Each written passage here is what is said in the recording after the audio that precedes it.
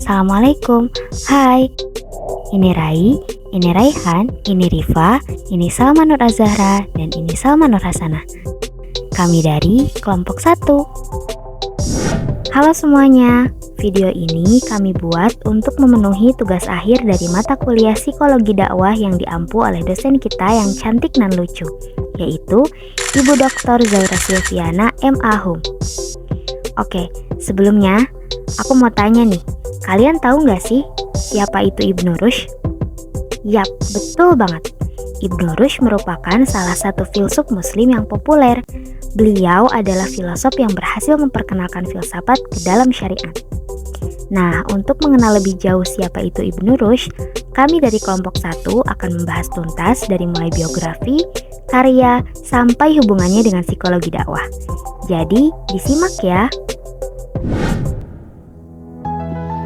Nama lengkapnya adalah Abu Al-Walid Muhammad Ibnu Ahmad Ibnu Muhammad Ibnu Ahmad Ibnu Rushd. Lahir di Cordoba, Spanyol pada tahun 520 Hijriah di Barat. Ia dikenal dengan nama Averroes. Dia adalah seorang dokter, ahli hukum, dan filosof paling populer pada periode perkembangan filsafat Islam. Ia wafat di Maroko pada tanggal 9 Safar 595 Hijriah. Selama hidupnya, Ibnu Rushd tumbuh di tengah keluarga terhormat dan memiliki tradisi keilmuan yang kuat. Popularitas Ibnu Rushd memuncak pada masa Khalifah Abu Yaqub Yusuf bin Abdul Mu'min.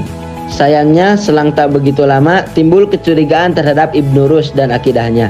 Ia dipenjara di kota Alisana atau Lucana, Spanyol, tempat pembuangan orang-orang yang akidahnya serta pemikirannya mengganggu ketentraman negara. Kemudian ia diasingkan ke Marrakesh. Ia meninggal dan dimakamkan di sana. 3 bulan kemudian jenazahnya dipindahkan ke Cordoba. Selain dikenal sebagai seorang filsuf, Ibnu Rushd juga merupakan seorang dokter, ahli hukum, dan polimatik muslim terkemuka. Dia membuat kontribusi yang signifikan untuk berbagai bidang pengetahuan, termasuk filsafat, kedokteran, dan hukum. Gagasan filosofinya berakar kuat dalam pemikiran Aristoteles dan berusaha mendamaikan filsafat Aristoteles dengan teologi Islam. Ia percaya bahwa akal dan filsafat dapat berdampingan dengan agama, dan dia menganjurkan agar iman dan akal selaras. Selain pengerjaan filosofinya, Ibnu Rushd juga seorang dokter yang terampil dan memberikan kontribusi yang signifikan dalam pengobatan. Dia menulis beberapa risalah medis termasuk The Book of General Medicine dan The Book of Simple Drugs yang memberikan wawasan berharga ke dalam bidang kedokteran pada saat itu.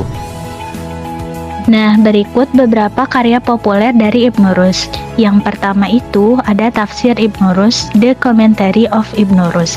Ini adalah salah satu karya paling terkenal Ibnu Rushd yang merupakan komentar tentang karya filsuf Yunani terkenal Aristoteles. Dalam karya ini, Ibnu Rushd berusaha untuk menyatukan filsafat Aristoteles dengan ajaran Islam, menggabungkan akal dan wahyu. Yang kedua ada Bidayat al-Mujtahid wa Nihayat al-Muqtasid, The Distinguished Jurist Primer. Karya ini merupakan sebuah risalah hukum Islam yang membahas berbagai aspek hukum dalam agama Islam. Lalu yang ketiga ada kitab Al-Kulliyat fi Al-Tibb, The General Principle of Medicine. Ini adalah sebuah risalah medis yang membahas berbagai aspek ilmu kedokteran.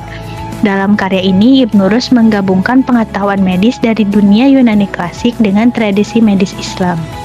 Lalu yang keempat ada Fasal Al-Maqal, The Decisive Treatise. Karya ini membahas perbedaan antara ilmu dan agama, mengajukan argumen bahwa filsafat dan agama sebenarnya tidak bertentangan satu sama lain. Ibnu Rushd berpendapat bahwa akal dan wahyu harus saling mendukung dan bahwa pengetahuan rasional dapat membantu dalam memahami ajaran agama.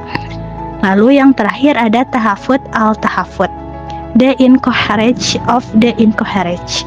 Karya ini merupakan sebuah respon terhadap kritik yang diajukan oleh filsuf muslim lainnya. Dalam karya ini, Ibnu Rushd membela filsafat rasional dan mencoba membuktikan bahwa argumen Al-Ghazali tentang ketidakmungkinan filsafat dan penggunaan akal dalam agama adalah salah. Ibnu Rushd atau Averroes Nah, secara aktif menyebarkan ilmu selama sebagian besar waktu di hidupnya. Dia hidup dari tahun 1126 hingga 1198 Masehi. Nah, yang berarti ia memiliki rentang waktu sekitar 72 tahun untuk menyebarkan pengetahuannya.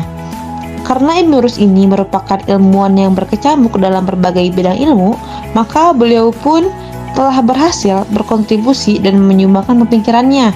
Nah, ada beberapa kontribusi terkenal Ibnu Rus. Yang pertama itu metode penyembuhan. Metode penyembuhan Ibnu Rus juga membuat kemajuan dalam bidang kedokteran dengan mengembangkan metode penyembuhan yang lebih rasional dan berdasarkan bukti. Kemudian juga ada teori kognitif. Teori kognitif Ibnu Rus ini memberikan kontribusi dalam bidang psikologi dengan mengembangkan teori kognitif. Ia memahami pentingnya proses berpikir dan menghubungkannya dengan pengalaman manusia, persepsi dan bahasa. Pemikirannya dalam bidang ini mempengaruhi perkembangan psikologi dan filosofi barat. Kemudian ada juga eksperimen dan ilmu pengetahuan.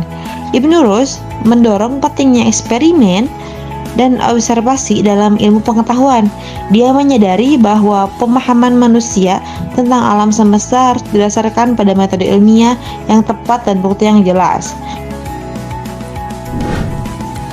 Meskipun Ibnu Rushd tidak secara langsung berkaitan dengan psikologi dakwah, tetapi pemikirannya yang rasional, logis, dan inklusif memiliki relevansi dengan prinsip-prinsip psikologi dakwah. Beberapa pemikiran Ibnu Rushd yang memiliki relevansi dengan psikologi dakwah diantaranya: yang pertama, rasionalitas dan logika. Ibnu Rushd menggabungkan ajaran Islam dengan filsafat. Ia menekankan pentingnya rasionalitas dan logika dalam memahami agama.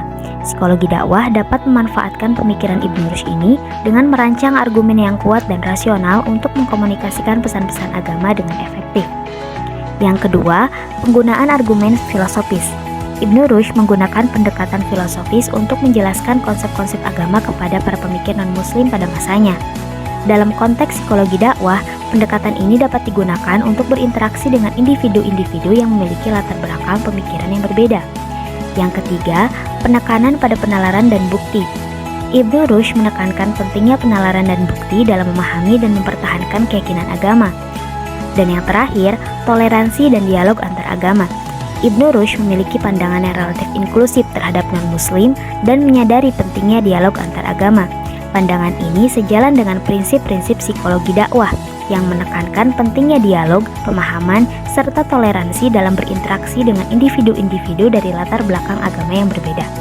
Nah, itu tadi penjelasan tentang biografi Ibnu Rushd, karya-karya, keilmuan, serta hubungannya dengan psikologi dakwah.